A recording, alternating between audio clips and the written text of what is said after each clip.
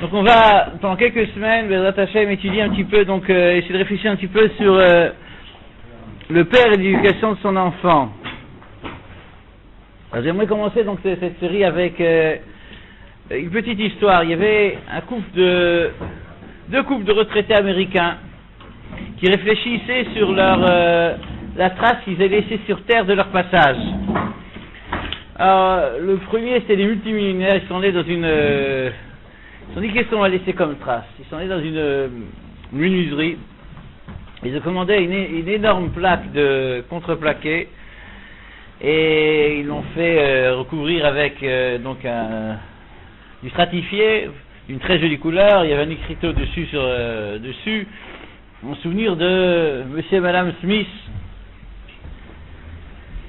Et il y avait un autre couple. Bon, eux, ils n'avaient pas les moyens. Donc, ils sont allés dans un jardin public, au milieu d'une pelouse. Ils ont pris la graine d'un fruit, ils l'ont planté dans la terre. L'autre couple, donc les Smiths, ils ont fait venir des ouvriers. Ils ont donc planté leur magnifique planche de contreplaqué dans la terre, l'ont enfoncé. Et tous les jours, ils allaient admirer le souvenir qu'ils avaient laissé sur terre leur passage. Donc il est marqué en souvenir de Monsieur et Madame Smith. Bon, ils sont partis, ils ont quitté ce monde, ils ont déménagé, qu'on appelle ça en français, ils ont changé d'adresse, ils sont passés dans un monde qu'on espère meilleur pour tout le monde. C'est pas toujours le cas. Bon, et ce qui se passait sur terre dans ce jardin, faut être réaliste. Donc, ce qui s'est passé dans ce jardin public, c'est la plaque de contreplaqué. Avec le temps, le contreplaqué, il y a de la colle qui tient stratifié avec le temps. Le soleil en été, la pluie en hiver, la colle commence à se tendiller.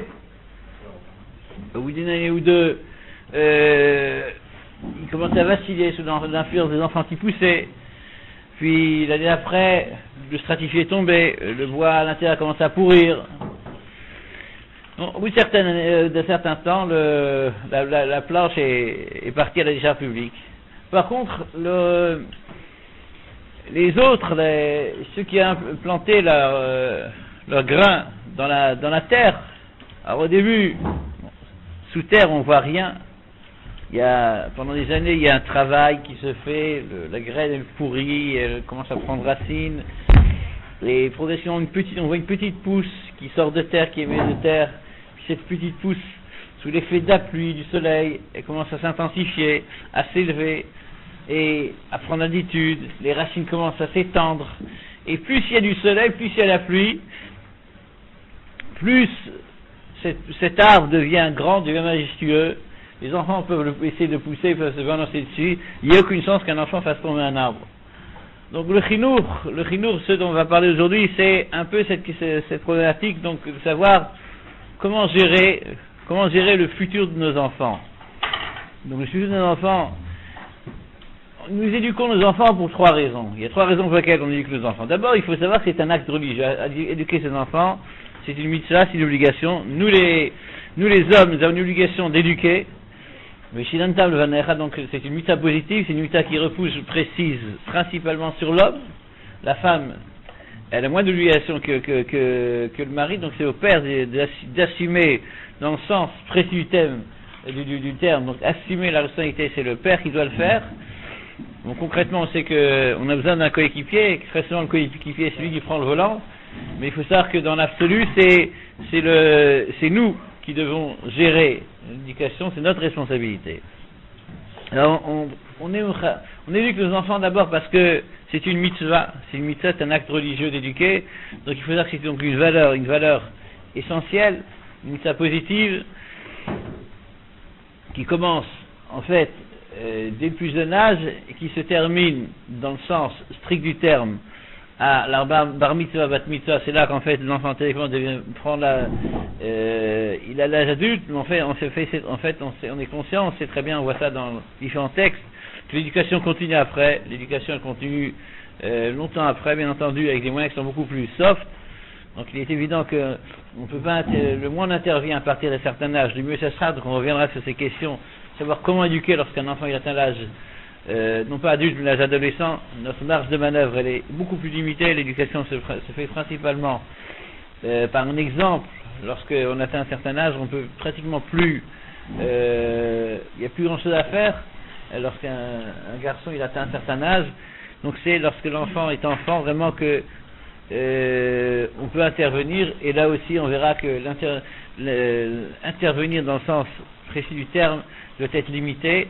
Donc c'est des sujets sur lesquels on reviendra plus tard. Donc première raison pour laquelle on éduque nos enfants, c'est parce que c'est une mitzvah. Deuxième raison, parce qu'en fait on veut le bien de l'enfant. On veut le bien de l'enfant.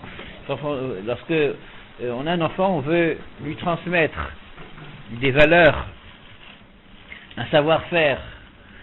Donc tout ce qui va faire de lui un homme, dans le sens plein du terme, lorsque il va atteindre l'âge de l'indépendance, on veut que cet enfant a un bagage, il a un équilibre, il a la possibilité de gérer sa vie. Donc on veut le bien de notre enfant lorsqu'on éduque. Lorsqu'on dit à un enfant de manger des choses saines, c'est pour que lorsqu'il sera plus grand, qu'il ait des forces, etc. On cherche à lui faire acquérir une réflexion, des qualités. Donc pour en fait tracer une personnalité, lui dessiner des traits de caractère qui lui permettront donc un jour de réussir sa vie. Donc on cherche le bien de l'enfant. Et il y a un troisième point, c'est le point qu'on a abordé avec l'exemple qu'on a cité auparavant, c'est en fait on cherche à laisser une trace sur terre. Nous sommes en fait tous un élément d'une chaîne de génération. Chaque juif fait partie d'un ensemble qui commence Avraham, Yitzhak et Yaakov, et qui est indéfini, sans limite de temps, qui est illimité dans le temps, mais chacun d'entre nous doit prendre conscience de son importance, et l'importance qu'il représente par rapport au Klal Israël, donc par rapport à le cas Israël dans son ensemble, non pas seulement à un moment précis, mais dans toute une évolution historique. Chacun d'entre nous, donc en fait, il a une mission, c'est de poursuivre donc une hiérarchie. Nous sommes à thème Mamlechet Kohanim, Goy Kadosh, nous sommes Mamlechet Kohanim, donc nous sommes une aristocratie, nous sommes des aristocrates, Goy Kadosh, nous sommes un peuple qui est au-dessus des autres. C'est même les Goïms le reconnaissent, nous sommes le peuple élu, c'est une expression chrétienne. Donc prendre conscience de notre valeur. Je dis principalement pour nous les Français qui ont fait notre aliyah, et qui sommes conscients de ce qui se passe malheureusement en France. Donc je reviens de France et à chaque fois lorsque je reviens de France, je suis abasourdi par ce qui se passe actuellement en France. On assiste actuellement à un holocauste du judaïsme français. C'est pas seulement en France, c'est malheureusement au Brésil, aux États-Unis. Il y a un holocauste de ce qui se passe au niveau spirituel. Malheureusement, une partie, je ne veux pas dire la plus grande partie, mais une partie immense du peuple juif qui est en train de s'effacer totalement par des mariages mixtes, l'assimilation. Lorsqu'on rencontre un monsieur en France, c'est pas du tout évident que cette personne soit un juif. Donc, dans une communauté, dans une synagogue, il y a des gens qui se disent juifs mais qui ne sont pas. Ils ont parfois un nom de juif parce que leur père était juif, c'est très fréquent, c'est très très fréquent. J'ai encore vu ça cette dernière, un monsieur qui a un nom totalement juif, je ne veux pas citer parce que donc un monsieur qui a un nom totalement juif, mais qui ne l'est pas. Alors il essaye de se convertir. Est-ce que ça va être accepté ou pas? Je ne sais pas, parce que une conversion, pour que ça soit valable, il faut une acceptation réelle de Torah Mitzvot, qui n'est pas du tout évident. Donc on a des pseudo-convertis qui sont en train de gangréner le peuple juif. Il faut le savoir, les pseudo-convertis, c'est une calamité, parce que c'est les gens qui se disent juifs et qui ne le sont pas.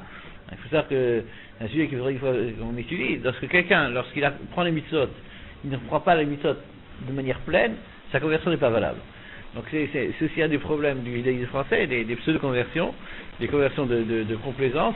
Donc aujourd'hui, à l'échelon du peuple juif de manière générale, et je pense que c'est un problème qui doit tous nous toucher en tant que juifs français, qui ont fait leur aliyah. Ce qui se passe en France aujourd'hui, c'est une calamité, c'est un holocauste. Et donc, nous qui sommes en Eretz Israël, nous devons prendre conscience donc de l'importance de notre mission de parents, de transmettre, de poursuivre donc notre hiérarchie, nous sommes des aristocrates.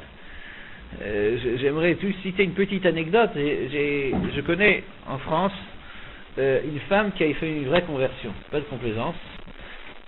Une conversion, donc elle accomplit les Torah Mitzvot de manière pleine, sans aucune concession, elle fait les choses comme il faut faire. Alors cette femme est issue d'une des plus grandes familles d'aristocratie française.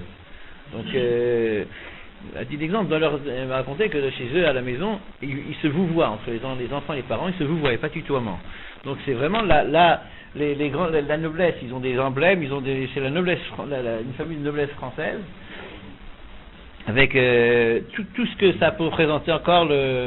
On a entendu ces histoires, donc c'est une réalité. Et cette femme, lorsqu'elle s'est convertie au judaïsme, donc son père ne lui adresse plus la parole, hein, parce qu'elle a entre guillemets, elle a mal tourné. Non, j'accepte l'idée dans la noblesse française, donc ce sont des chrétiens, je comprends l'idée que pour quelqu'un d'une certaine religion, lorsqu'il y a un changement de religion, il y a une remise en question. Si nous on avait donc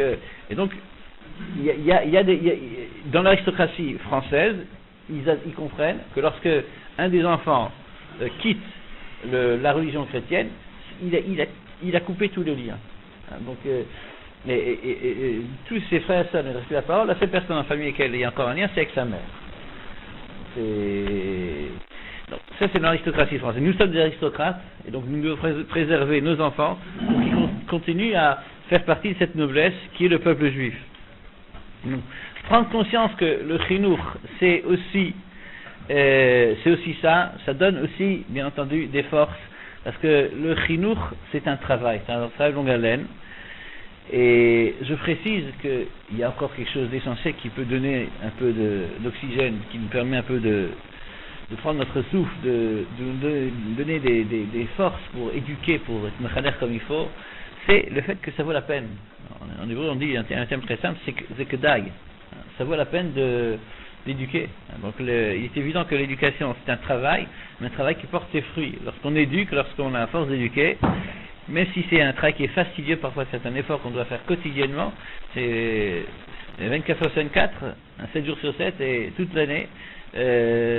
Donc le jeu en vaut la chandelle. Donc le fait d'éduquer va faire qu'on va avoir des résultats. Et donc il y aura une jouissance qui est une jouissance totalement positive. Yegia kapecha kitochal, lorsque tu vas jouir Yegia kapecha, tu vas travailler avec tes mains, mais tu auras Banecha que les étimes Saül Shchanecha. David a dit que les enfants sont comme des implants d'olivier autour de ta table. Donc le fait qu'un père voit ses enfants grandir de manière positive, c'est une jouissance qui n'a pas de valeur, et donc qui donne, j'espère, l'envie de faire ce travail d'éduquer. Il est évident que l'éducation c'est pas du coup par coup. Il n'y a pas de solution minute, il y a peut-être des dépannages, mais l'éducation c'est pas en hébreu il y a un terme qui est populaire, zbeng vegamarnu. Alors je sais pas comment c'est traduit en français, donc vous avez notre spécialiste S lettres, zbeng vegamarnu.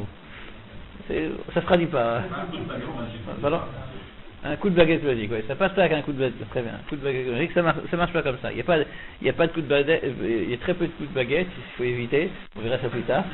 Et magique certainement pas. Donc ça n'existe pas, la magie n'existe pas.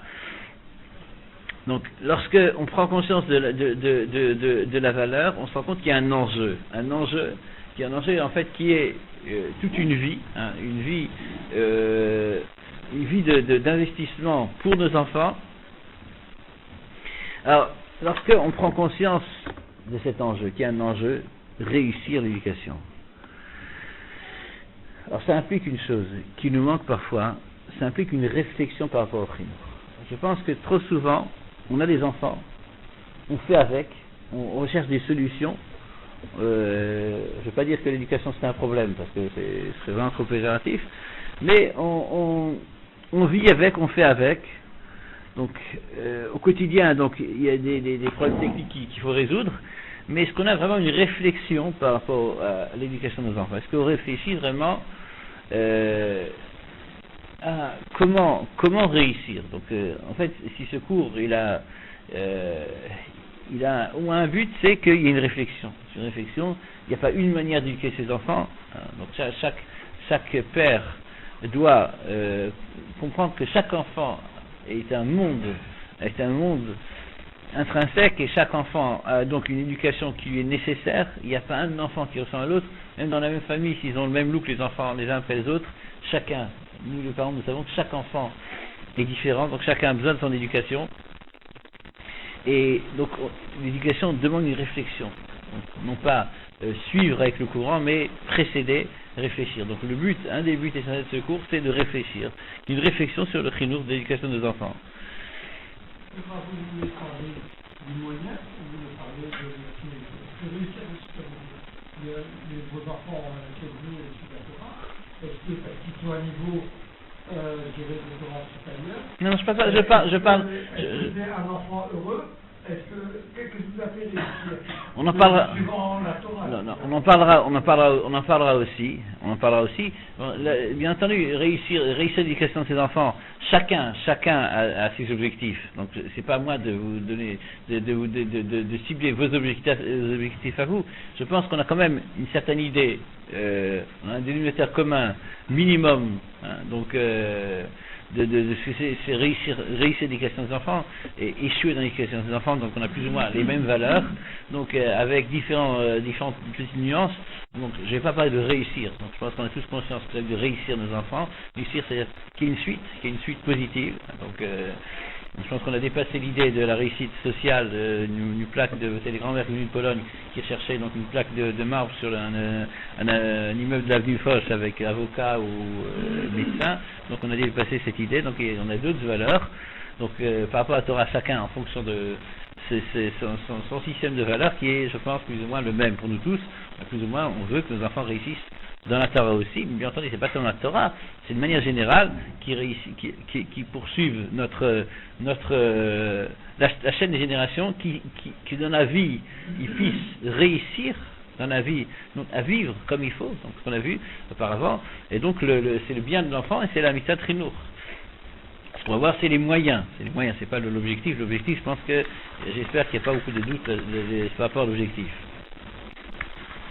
Alors, il faut savoir que, bien entendu, dans toute éducation, il y a une part énorme de prière. Donc, nous faisons une ishtadout, nous faisons un travail. La réussite de ce travail, c'est vrai, comme tout acte physique, même toute musique qu'on fait, il faut demander à Kadosh Baruch Hu d'avoir la siyata d'Ishmaya. C'est très vrai par rapport à l'éducation. Il y a des gens qui n'ont fait aucune erreur d'éducation. Et malheureusement, leurs enfants, ça n'a pas marché. Donc il faut savoir que, comme c'est une mitzvah, nous faisons un devoir que Dieu nous a imposé, mais il faut demander à Dieu de nous aider. Nous-mêmes seuls, nous n'y arrivons pas, il faut demander à Dieu de nous aider. Je ne reviendrai pas sur cette idée parce qu'elle est tellement simple que c'est pas la peine de s'étendre là-dessus, mais il faut savoir que c'est une réalité. Les meilleurs principes, lorsqu'il n'y a pas de siyata d'Ishmaya, ne peuvent pas réussir. Donc il y a des enfants, on voit ça dans les textes.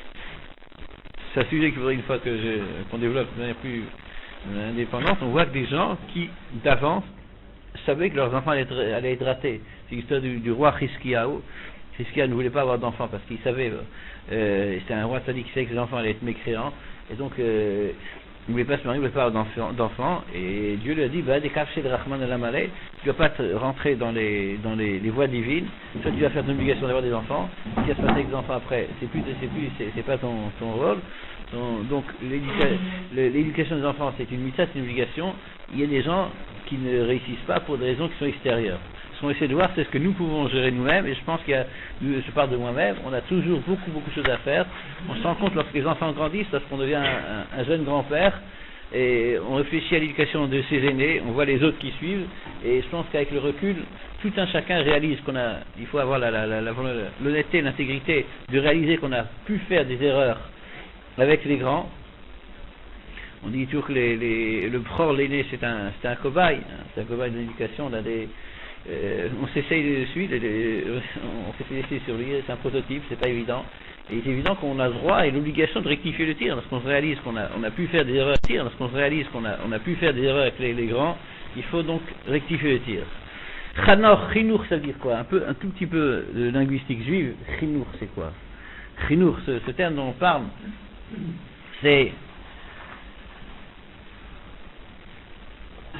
y a un pasouk qui est connu, Chanoch lanar al pidarko, un pasouk dans Mishlei, Chanoch, Somchaner, l'enfant al pidarko en fonction de sa route à lui, de sa voie.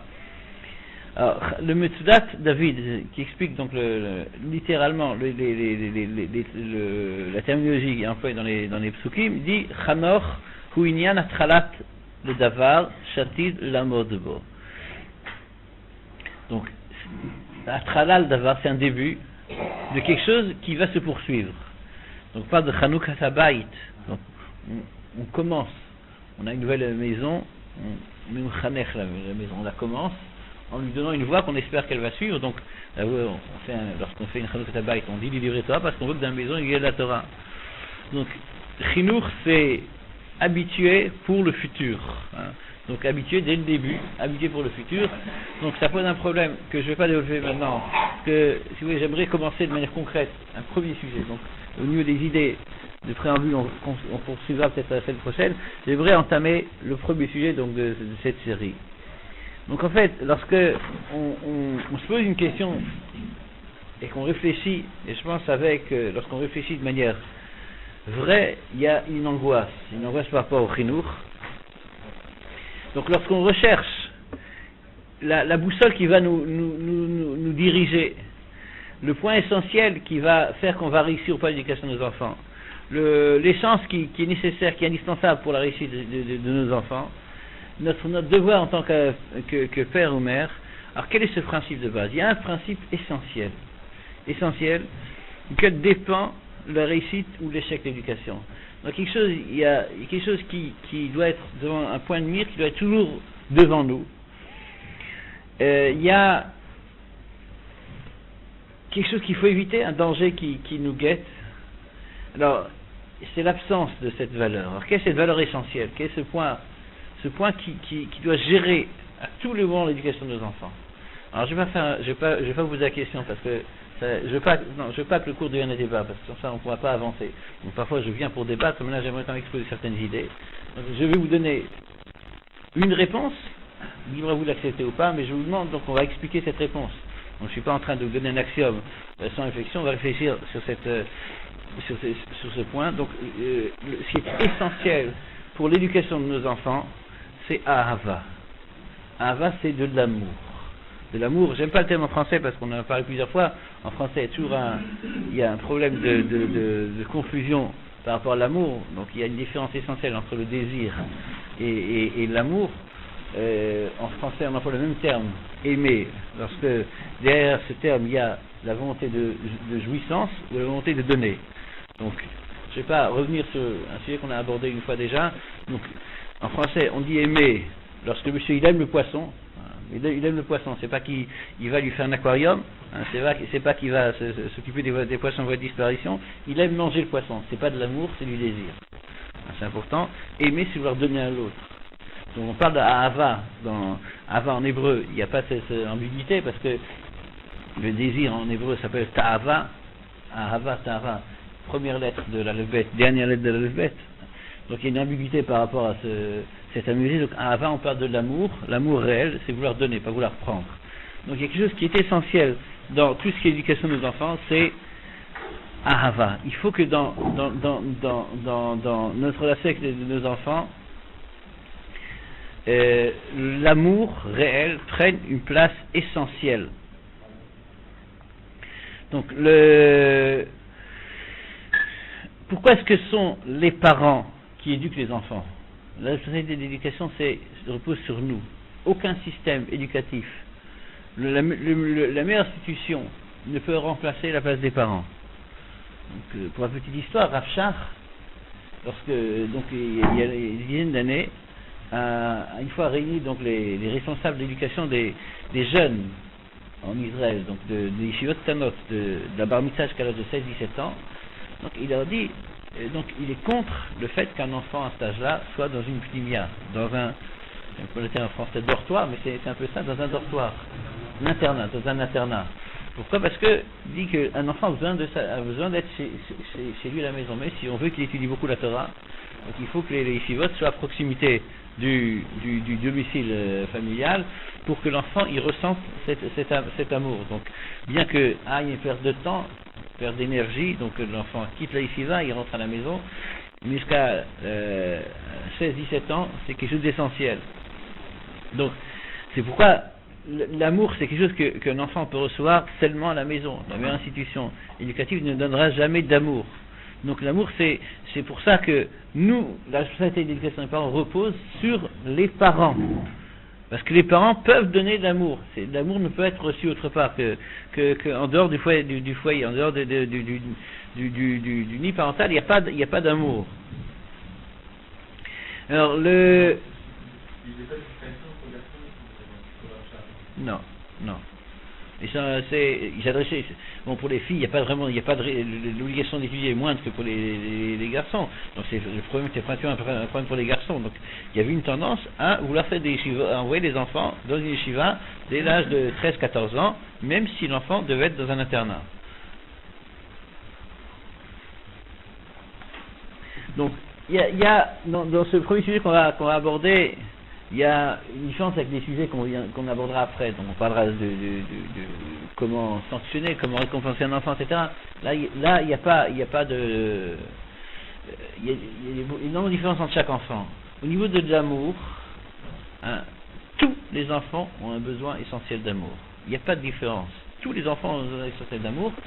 Alors, on va voir dans deux temps. On va voir dans un premier temps, je vais essayer de faire comprendre pourquoi l'amour est essentiel. En quoi donner à un enfant de l'amour est quelque chose de vital. Donc, vous allez voir que les choses soient compris.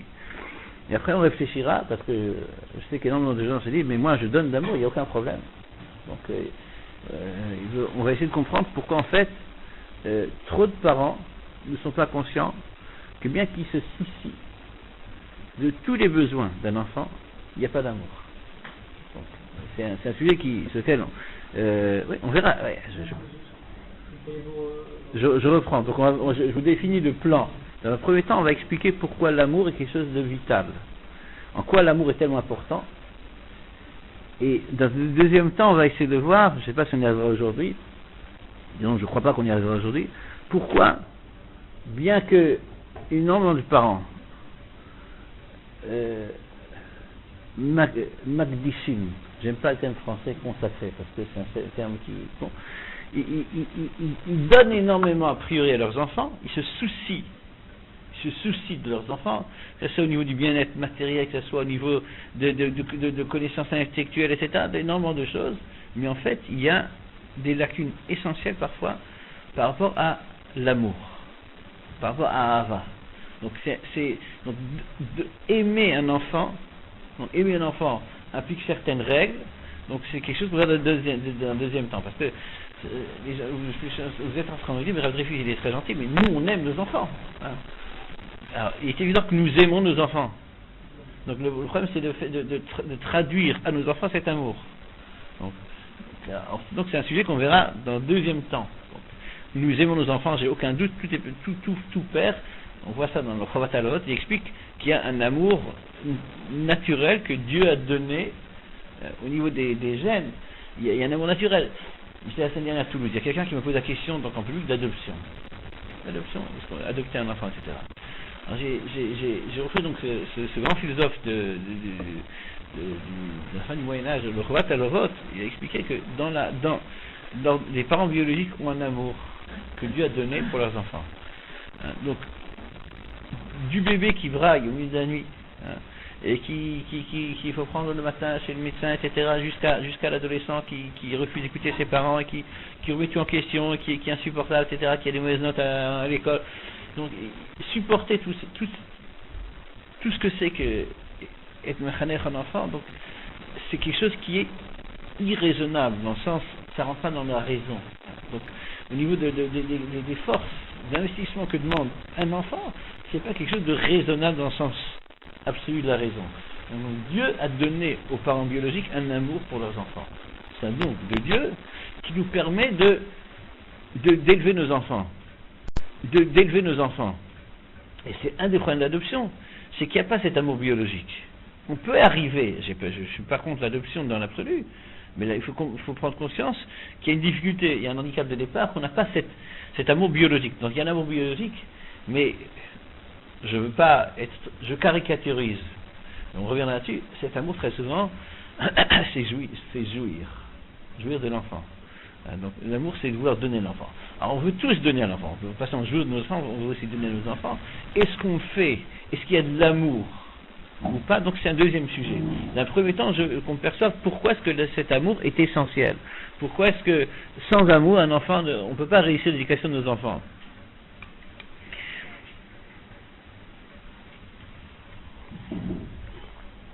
Alors, dans un premier temps, donc,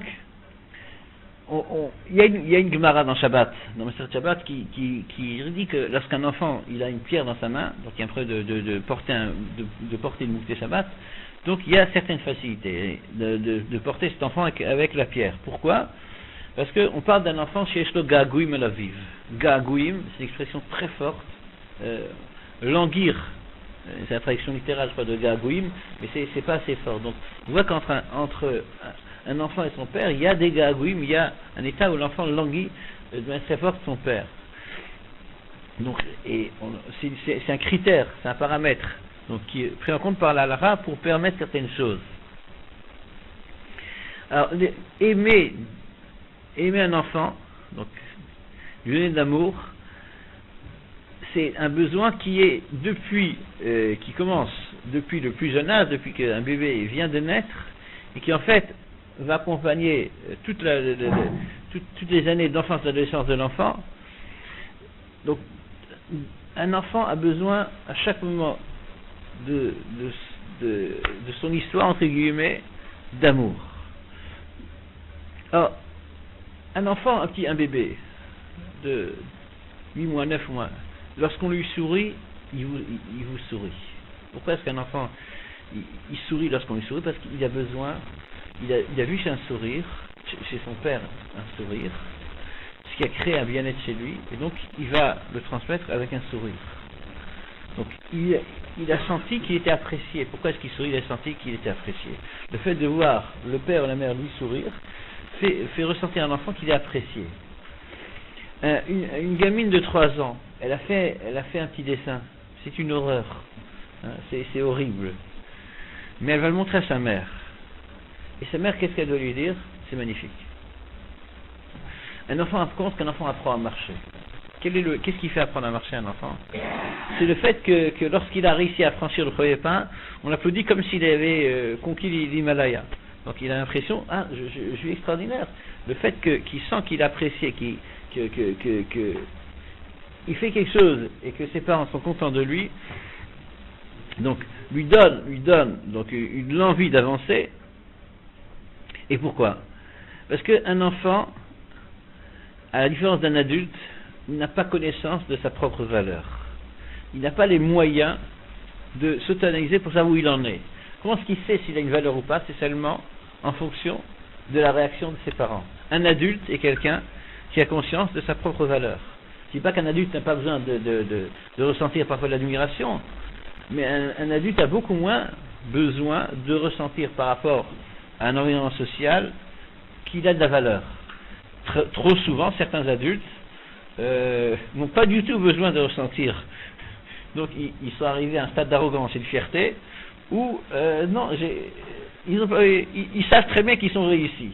Un enfant, c'est pas comme ça. Un enfant n'a pas ces qualités. Un enfant a besoin de ressentir auprès de ses parents qu'il est apprécié, parce qu'il n'a pas conscience de sa propre valeur. Le fait qu'il n'y ait pas d'amour pour un enfant va laisser des traces, des séquelles pendant toute la vie d'un enfant. Un orphelin, aujourd'hui les orphelins, c'est pas comme l'époque d'Émile Zola. Je pense pas qu'un orphelin, qu'on soit en Israël ou en France, est quelqu'un qui est dans un manque matériel. Matériellement, la société, que ce soit Misrad Hassam Israël ou l'action sociale en France, donc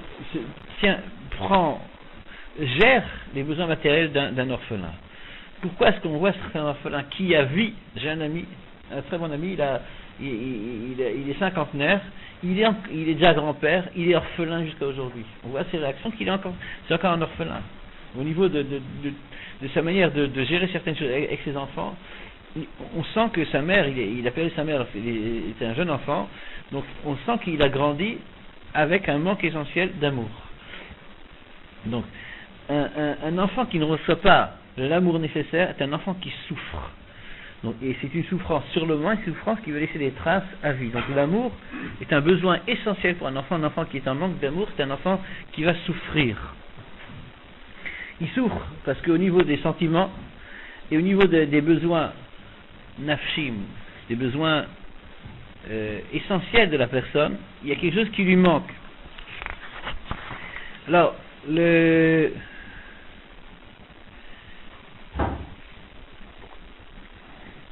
donc, le fait que l'amour soit essentiel, je pense que tout le monde le perçoit. On va quand même expliquer un petit peu, dans des grandes lignes, pourquoi cet amour est tellement essentiel. Donc, tout le monde a conscience des besoins physiques d'un enfant. Donc, en fait, dans l'homme, il n'y a pas seulement des besoins physiques, il y a des besoins qui sont au niveau des sens. Donc, l'homme fonctionne, non pas seulement en fonction de besoins physiques, mais il fonctionne très souvent au niveau de ce qu'on appelle le regesh, ou de manière un peu plus péjorative, le regesh, c'est les sentiments, le yetzer, certaines pulsions qui ne sont pas des pulsions, qui ne sont pas de besoins physiques, mais qui sont des pulsions. Comment est-ce que nous réagissons par rapport à notre entourage proche, lorsque nous sommes fatigués, ou lorsque nous avons faim? Donc pourquoi est-ce qu'on réagit d'une manière différente? Donc, c'est pas un besoin physique, c'est pas la faim, on a faim. Mais la faim a une répercussion sur notre équilibre nerveux. Le fait de prendre conscience que l'homme a des pulsions, on sait, j'espère que c'est au Tzad Shemra, j'espère que c'est la médisance. On sait que malheureusement, on voit que dans le système politique israélien, il y a des grandes personnalités qui sont accusées, j'espère encore une fois que c'est totalement à tort, de choses qu'ils ont fait, qu'ils ont été dictés par le Yetzer. Alors, quelqu'un qui n'a pas étudié la Torah se dit, mais c'est pas possible. Quelqu'un qui a étudié la Torah sait que c'est possible. Un homme, même un homme qui au niveau de l'État, avec un E majuscule, et quelqu'un qui a une position essentielle, et quelqu'un qui reste un homme avec des pulsions. Donc l'homme est quelqu'un qui réagit des pulsions. Au-delà de ça, il faut comprendre que l'homme, à la différence de l'animal, est quelqu'un qui ne se gère pas de manière indépendante. L'animal, certains animaux, au bout de quelques heures, la plupart des animaux, au bout de quelques jours, ou parfois de quelques semaines, deviennent totalement indépendants de leurs parents, tant au niveau des besoins physiques que des besoins, ce qu'on appelle sentimentaux. Il n'y a pas de sentiment il n'y a pratiquement pas de sentiment entre les parents et les enfants dans le système animal. Il y a certains poissons, certaines mères poissons, qui mangent leurs propres enfants. Donc, il n'y a pas cet amour qui existe chez l'homme, n'existe pas dans le système animal. Donc, l'homme, il est en situation de besoin par rapport à ses parents. C'est un besoin non seulement physique, mais c'est un besoin affectif, un besoin sentimental. Dans tous les degrés, tous les échelons qu'un enfant doit parcourir pour arriver à l'âge adulte, il y a un travail qui prend du temps, donc élevé, j'aime pas le terme élevé, mais c'est un peu comme on dit ça en français, est un travail qui dure des dizaines d'années. Donc, et c'est un besoin, donc ce besoin pendant ces dizaines d'années est un besoin qui n'est pas seulement un besoin technique, c'est un besoin, il y a des besoins affectifs, des besoins sentimentaux. Même un adulte est quelqu'un qui ne s'autogère pas. À la différence du système animal, où 99% des animaux sont totalement indépendants de leur milieu social, un animal c'est quelqu'un qui se nourrit, se loge, etc., sans avoir besoin de la société animale. Bon, il y a certains animaux qui chassent en horde, qui vivent en commun, mais c'est pas un besoin social comme chez nous. L'homme lui-même est quelqu'un qui a besoin de la société. Nous ne sommes pas capables de faire nos habits, de nous vêtir, de nous nourrir. Nous ne sommes pas capables de faire du pain. Donc, même si quelqu'un va faire du pain, donc qu'est-ce qu'il peut faire? Il peut devenir un paysan. Donc il va à la limite, il va labourer, semer, etc. Arriver à arriver du blé, au-delà du blé, il faudra qu'il arrive chez quelqu'un qui a un moulin pour transformer ce blé en farine. Après, lorsqu'il y a de la farine, il a besoin d'un boulanger. Donc pour les choses qui sont aussi essentielles que le pain, l'homme a déjà besoin de différents corps de métier. Alors c'est vrai, à tous les niveaux de nos besoins, je parle même des besoins réels, et même ceux qui, bien entendu, ceux qui sont au-delà du réel, je n'en parle pas, mais des besoins réels, l'homme a besoin de la société. L'homme seul ne peut pas se débrouiller, mais la société est aussi là pour aider. Lorsque l'homme est en détresse, que ce soit au niveau des mitzvot de la Torah où il y a une mitzvah de chesed, même au niveau de beaucoup de nations, il y a aujourd'hui donc une entraide sociale entre les hommes, on s'aide. C'est-à-dire qu'il y a donc au niveau de l'homme, il y a une différence entre l'homme et dans le système humain et le système animal, c'est que les sentiments, donc tout ce qui est communication avec autrui passe par des sentiments qui sont gérés par la société, qui aident la personne. Alors l'homme qui donc est en situation de besoin par rapport à la société se pose une question: où est-ce que je suis par rapport aux autres? Comment est-ce que je me gère? Cette réponse, l'enfant va d'abord la rechercher chez ses parents. Comment est-ce que je suis apprécié? C'est d'abord chez ses parents que l'enfant va trouver une réponse.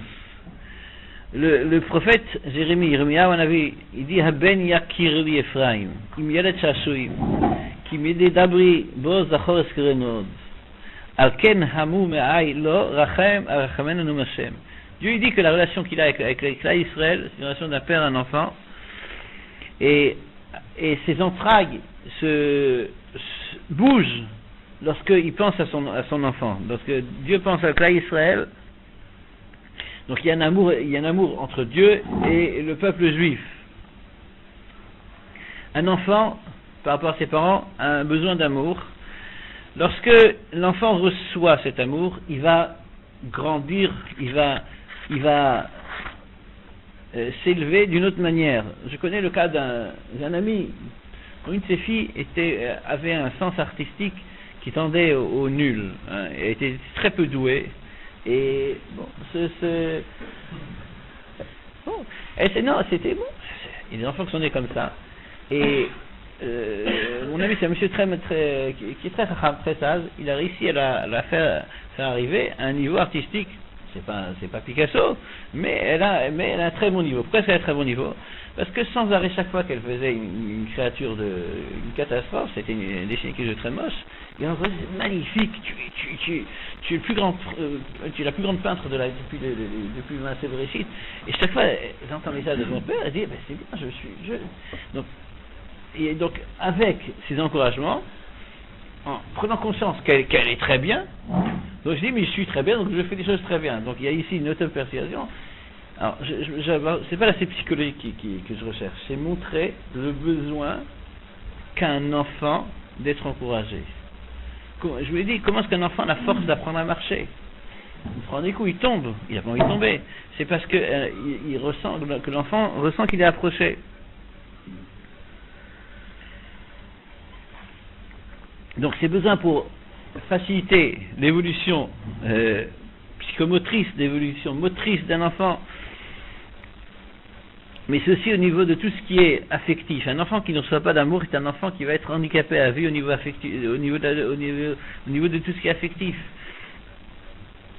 C'est quelqu'un qui lui-même, je dis auparavant avec l'exemple de ce monsieur qui est un orphelin jusqu'à la cinquantaine, et malheureusement je pense qu'il restera jusqu'à la fin de ses jours. Donc lorsqu'un enfant n'a pas reçu d'amour, cet enfant va être quelqu'un qui va être au niveau affectif, au niveau à vie, qui va être handicapé. Aimer, c'est aimer sans condition. Aimer, c'est important, on en a parlé une fois au niveau de tout ce qui est conjugal. C'est aimer non pas en tant qu'une comptabilité, un compte perte et profit, ou un bilan quotidien ou même mensuel. Aimer, c'est aimer sans attendre quelque chose en retour. Un enfant, c'est quelqu'un qui, à tous les âges de sa croissance, est confronté à des défis. Que ce soit au jardin d'enfant, on lui prend ses jouets, il a pris des coups, quelqu'un l'a battu. À l'école, à la fac, lorsqu'il rentre dans le monde du travail, ceux qui vont à l'armée, et quelqu'un qui sans arrêt prend des coups. Comment est-ce que cet enfant, il arrive à c'est lorsqu'il ressent à la maison, lorsqu'il ressent chez ses parents de l'amour, qu'il peut s'ouvrir, qu'il peut raconter. Et les enfants qui ne racontent pas les coups qu'ils ont pris à l'école, ils n'arrivent pas à se confier à leurs parents. Il manque quelque chose au niveau de la relation entre les parents et les enfants. Lorsqu'un enfant se plaint jamais à la maison, c'est que cet enfant, il n'arrive pas à communiquer avec ses parents. Les parents doivent se remettre en question. Quelque part, il faut doser cet amour. On a vu dans certains cas qu'en donnant trop d'amour et en faisant trop à l'enfant, quand il est dans la vie réelle, il n'arrive pas à se... Vous avez raison, mais je ne suis pas encore en train de parler de comment aimer. Je suis en train d'expliquer pourquoi aimer. Donc comment aimer, comment aimer, c'est le deuxième sujet. L'exemple de celui-là qui ne savait pas dessiner, de lui dire que c'est extraordinaire ce qu'elle fait, mais des fois aussi, quand elle va dans la réalité, elle va se retrouver autour de gens qui ne vont pas lui dire la même chose et elle va avoir un décalage. Bon, on parle d'un enfant, d'un enfant-enfant. Donc il y a un moment où l'enfant, l'adolescent, on a vu, prend conscience de sa propre valeur. C'est donner à un enfant une ambition de surmonter parfois, un petit retard, donner une certaine ambition. On voit qu'on y arrive avec des enfants qui vivent un problème, on lui donne une ambition. Donc, comment aimer, si vous me posez une très bonne question, donc c'est comment doser cet amour, et principalement ce que c'est l'amour, donc c'est un sujet que je n'ai pas encore abordé. Je pense que aussi donner, de dire la vérité à un enfant d'une manière aussi avec l'amour, c'est une façon aussi de montrer la réalité, de faire évoluer. Bon, c'est une bonne remarque, mais de nouveau, ça nous place dans le deuxième sujet. Dire à cette fille, mais tu sais, tu es raté, jamais tu arriveras à décider quoi que ce soit, ça lui donnera pas envie de continuer à dessiner. Mais encore c'est un autre sujet, c'est le sujet qu'on verra la semaine prochaine. Pardon? Je pense qu'on peut dire avec beaucoup d'amour, c'est fantastique ce que tu fais, et on peut aussi dire avec beaucoup d'amour, ce que tu as fait n'est pas un bon dessin, tu es capable de faire mieux. On reviendra là-dessus. Dans la deuxième solution, on a dit le résultat à long terme est un peu meilleur que... Je vous dis franchement, je ne suis pas d'accord avec vous, je vous dis franchement, mais je vous explique, on en reparlera. Parce que l'homme, nous les adultes, nous n'acceptons pas la critique. Hein? Maintenant, ce que je suis en train de dire, je ne suis pas d'accord avec vous, ça vous fait mal. Hein? On va être en direct. Non, on a vu des enfants qui ont mal tourné alors qu'ils avaient tellement d'amour à la maison. Mais on n'a pas défini ce que c'est l'amour. On n'a pas défini ce que c'est l'amour. Donc il faudra définir ce que c'est l'amour. Je vais vous faire revenir la semaine prochaine, donc je ne vais pas vous dire ce que c'est l'amour. Donc, donc on verra ça, c'est un sujet qu'il faudra développer. Et le cours de la semaine prochaine, il va remettre certaines choses en place. Donc il va remettre certaines choses en place, mais je ne peux pas aborder ça. Je ne peux pas dire en une phrase, c'est pas qu'il faut que c'est quelque chose que je développe, c'est une idée que je dois développer, et vous le prouvez. Donc maintenant, je suis en train d'expliquer, et c'était essentiel de comprendre le besoin d'amour d'un enfant. Un enfant, je prends un autre exemple, un enfant qui reçoit de l'amour de ses enfants est un enfant qui, au niveau de la jalousie, sera beaucoup moins jaloux de ses frères et sœurs. Pourquoi? Parce qu'il a conscience, par rapport à ses parents, de sa place. Il existe pour ses parents, et donc il n'aura pas besoin de se sentir remis en question parce que son frère ou sa sœur a reçu une marque matérielle d'amour que lui n'a pas reçu, parce que comme il sait qu'il est aimé par ses enfants, par ses parents, tiens, vous écoutez encore. donc cet enfant, je ne dis pas qu'il ne va pas être jaloux du tout. La jalousie, c'est quelque chose qui se travaille, mais ces marques de jalousie seront moindres. Un enfant comme ça sera aussi protégé. Je vais raconter une histoire. Il y avait un groupe de Bachourei Yeshivot qui voulait faire une excursion très dangereuse. Bon, il est Bachourei Yeshivot, c'est des adolescents comme les autres. Pendant les vacances, ils voulaient faire une excursion très très dangereuse. En secret, donc sans dire quoi que ce soit à personne. Et donc c'était un groupe d'amis très liés. Et donc il s'était engagé à ne raconter quoi que ce soit à personne, ni au rabbanim, ni aux parents, rien. Et il y a un adolescent dans le groupe qui a refusé. Et alors ça a semé le désarroi dans le groupe. Pourquoi est-ce que tu veux pas? Et on fait quelque chose que les parents sont là, mais jamais ton père le saura. Et cet enfant a dit, mon père m'aime tellement, je sens tellement d'amour chez mon père, que je ne suis pas capable de faire quelque chose, même s'il n'a pas le savoir, qui va lui déplaire. Cet enfant avait conscience d'un amour réel chez mon père m'aime tellement que je ne suis pas capable de faire quelque chose même qu'il ne va pas savoir. Un enfant qui ressent d'amour, c'est un enfant qui va être lié à ses parents. Il y a des enfants, ils rentrent à la maison de l'école, ils rentrent, ils déposent leur cartable, ils redescendent au bout de 30 secondes dans le bain. Ils ont pris quelque chose, ils descendent dans le bain. Ces enfants ne sentent pas une place, ils ne sentent pas chez eux un bien-être. Un enfant qui redescend dans la rue, c'est pas qu'on doit garder nos enfants en quarantaine chez soi à la maison.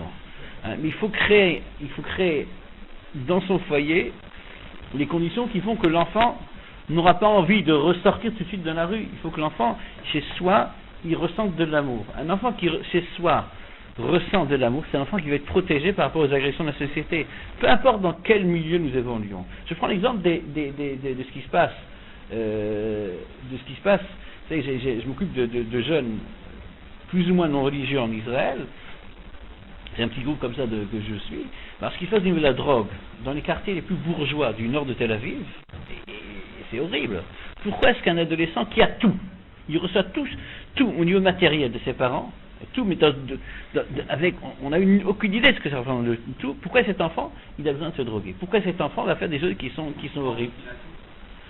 Non, parce qu'il n'a pas d'amour. Non, mais je veux dire, il a tout au niveau non, bon, mais non, c'est pas. Il a du mal à. Il a plus de désir. C'est une réponse, mais je pense que cet enfant, comme il a besoin d'amour. Il a besoin. C'est aussi vrai. Mais ce qui manque, c'est pas des imbéciles ceux qui se droguent, c'est des adolescents qui sont intelligents. Donc au niveau de la démarche intellectuelle, ils comprennent que dans la drogue, il y a quelque chose qui est dangereux. Ils remettent en question quelque chose d'essentiel, c'est eux-mêmes, ils se remettent en question. Pourquoi est-ce qu'ils le font? Donc c'est pas seulement le besoin, la question auquel vous répondez, c'est le besoin matériel de jouissance. Il y a au-delà de ça, il y a un problème, je pense, un problème au niveau sentiment, c'est que ces enfants, ils ont pas d'amour dans le sens qu'on va développer la semaine prochaine. Maintenant, pourquoi est-ce que l'amour est essentiel? Il faut comprendre que un enfant, c'est depuis le plus jeune âge, on lui dit ne mange pas ça, tiens-toi bien, tu es pas droit, quand tu manges une bracha, va te coucher, lève-toi, range tes choses. Pourquoi est-ce qu'un enfant va accepter cette masse d'instructions, de ce qu'on va lui donner? Pourquoi est-ce qu'un enfant va percevoir que nous voulons son bien? Mais sans arrêt, même s'il dit gentiment, il reçoit une masse de directives qui, lorsqu'ils ne sont pas accompagnés par de l'amour, se transforment en une relation dictateur à quelqu'un auquel on impose quelque chose. Un enfant, c'est quelqu'un, lorsqu'il n'y a pas d'amour dans l'éducation, et quelqu'un, mais on pense pour le bien, on veut, tu vas être plié comme ça, tu auras une scoliose. Non. Mais l'enfant, il ressent pas ça comme ça. Il ressent comme une masse d'informations, de direction, on lui oblige sans arrêt à faire certaines choses. Alors l'éducation, c'est pas une dictature, c'est pas dompter, on ne doit pas dompter nos enfants, on doit les éduquer. Les éduquer, le chinour, c'est donc, si l'enfant ne ressent pas de l'amour, chacune de ses critiques, chacune de ses remarques va être prise de manière comme étant une injonction d'opérer, d'agir d'une certaine manière, mais qui vient d'une relation de supérieur à inférieur, et donc l'enfant se rebelle. Il ne peut pas se rebeller, il ne peut pas remettre en question jusqu'à un certain âge ces instructions. Pourquoi? Parce qu'il n'est pas à même de le faire, parce qu'il y a une relation d'inférieur à supérieur, mais cette relation inférieur à supérieur, il y a un jour où ça explose. Il y a un jour où ça fait boum, et c'est trop tard. Parce que cet enfant, sans arrêt, on l'a voulu l'éduquer, c'est pour son bien, mais comme il n'y a pas d'amour, l'enfant ne ressent pas ça comme l'éducation. Donc c'est encore un point essentiel pour lequel l'amour est indispensable et vital. Parce qu'on ne peut pas éduquer si l'enfant perçoit que c'est une relation de dictateur à un sujet qui est malmené. On voit au niveau de la critique, le Chumash Dvarim, c'est le livre du Moussar de Dieu. Le Chumash Dvarim, dans le Chumash Dvarim, il y a sans arrêt, plusieurs fois, l'expression d'amour de Dieu par rapport à Israël. Parce que Dieu a aimé tes parents. Qui me'avat Hashem etrem, parce que Dieu vous aime. Chashak Hashem le'av etrem. Sans arrêt, le terme Ahava, il revient. Pourquoi est-ce qu'il revient? Parce que dans le Sefer Dvarim, Dieu nous critique, Dieu nous remet en question. Hoshea, qui est le prophète qui a le plus critiqué le peuple juif, il accompagne sans arrêt ses critiques avec de l'amour. Donc on voit de Dieu comment critiquer, c'est seulement s'il y a de l'amour. Sans amour, la critique, elle est imposée. L'enfant, encore une fois, ne peut pas la remettre en question, mais l'enfant le vit mal. Il y a un dernier point, c'est on fait des erreurs d'éducation. Nous faisons tous. Alors, on nous confie un enfant. Dès le début du mariage, très souvent, on a un petit bébé. Hein, et est-ce qu'on a passé une maîtrise en éducation? Non, personne n'a fait d'études sur l'éducation. Et on fait tous des erreurs. On ne peut pas ne pas faire d'erreurs, parce que c'est un métier qu'on apprend sur le tas, sans une formation. L'enfant, lorsqu'il perçoit une erreur, et l'enfant, il a un sens très critique, il sait très bien lorsqu'il y a une erreur. Lorsqu'il ressent chez son père qu'il y a de l'amour, il accepte l'erreur. Parce qu'il peut comprendre qu'un homme peut se tromper. Mais par contre, lorsqu'il n'y a pas d'amour, ça devient insupportable. Une injustice. On peut être injuste. Mais lorsqu'il n'y a pas d'amour, ça devient quelque chose qui est irrespirable pour l'enfant. Donc, la différence entre ce qu'on appelle en hébreu dikouï, comment on dit en français dikouï? Dikouï, c'est la répression. La répression. Et l'éducation, c'est l'amour. Les deux parents qui vont donner les mêmes injonctions, lorsque c'est accompagné par de l'amour, ça devient du chinour. Lorsque c'est accompagné par sans amour, ça reste une injonction, c'est plus du chinour. Voilà, on va s'arrêter cette semaine là-dessus sur ce point. Donc la semaine prochaine, on va développer ce que c'est que l'amour. Et encore une fois, il y aura peut-être des grassements dedans parce qu'il faut mettre certaines choses en place.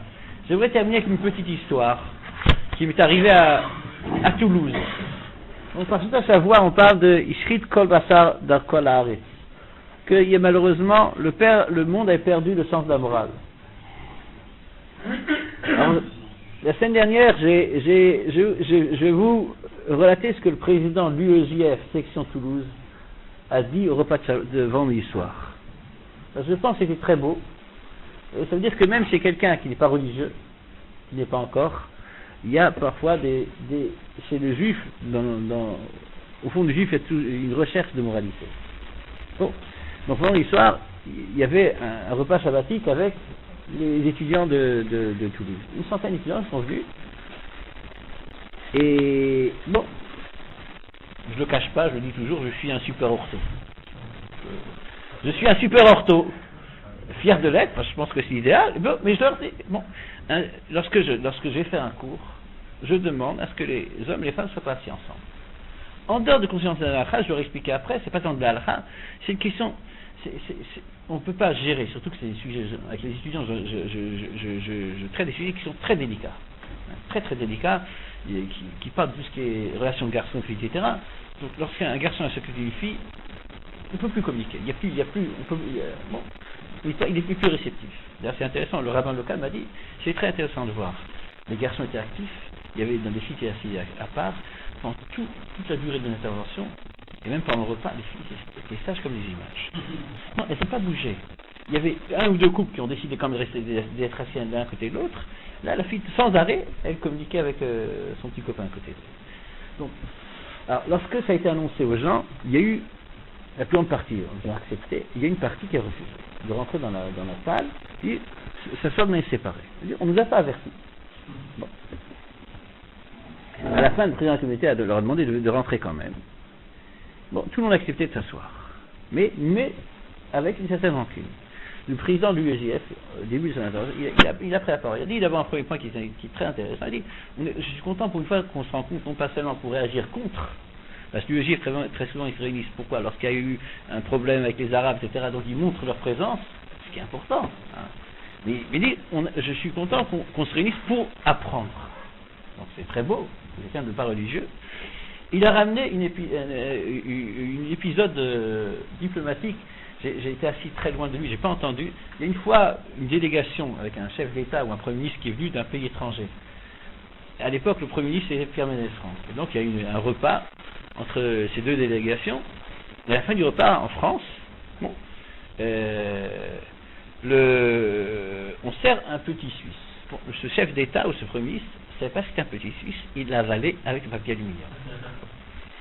Pierre Ménès-France a dit à tous les membres donc du Quai d'Orsay, les diplomates, etc., vous allez tous manger maintenant le fromage avec le papier aluminium.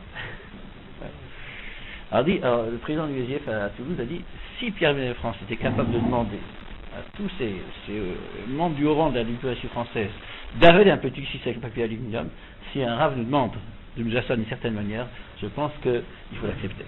Voilà, c'est une très belle anecdote, Shabbat Shalom.